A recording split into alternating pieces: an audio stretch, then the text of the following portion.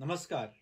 भाइटिकाको शुभ साहित्य र कता फर्केर टिका लगाउने र अन्य पञ्चाङ्ग सम्बन्धित जानकारी पनि यहाँहरूको समक्षमा राख्दछु।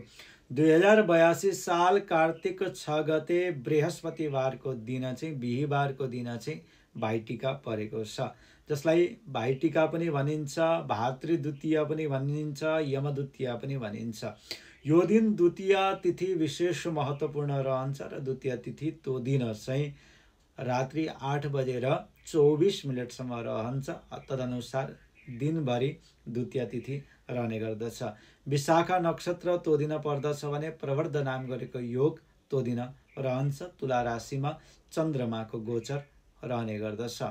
विशेष गरेर टिकाको शुभ साहित्य रहेको छ। नेपालमा बिहान 11:37 देखि आरम्भ हुन्छ शुभ साहित्य र त्यसपछि भने दिनभरि यहाँहरूले टिका ग्रहण गर्न सक्नुहुन्छ। र कता फर्केर टिका लगाउने यो महत्त्वपूर्ण कुरा रहेको छ।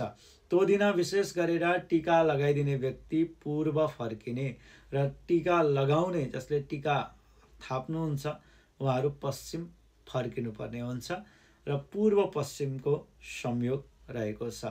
टिका लगाउने ठाउँमा यहाँहरूले सर्वप्रथम शुभ साहित्यभन्दा आधी घन्टा या पौने घन्टा पहिला दियो, कलश र गणेशको सविधि पूजन अवश्य गर्नुहोला र कलशमा तीर्थको जल र थोरै बेसार मिश्रित अवश्य राख्नुहोला। दियो, कलश, गणेश पूजन गरे पश्चात शुभ साहित्यमा अन्य कर्म गरेर टिका यहाँहरूले ग्रहण गर्नुहोला।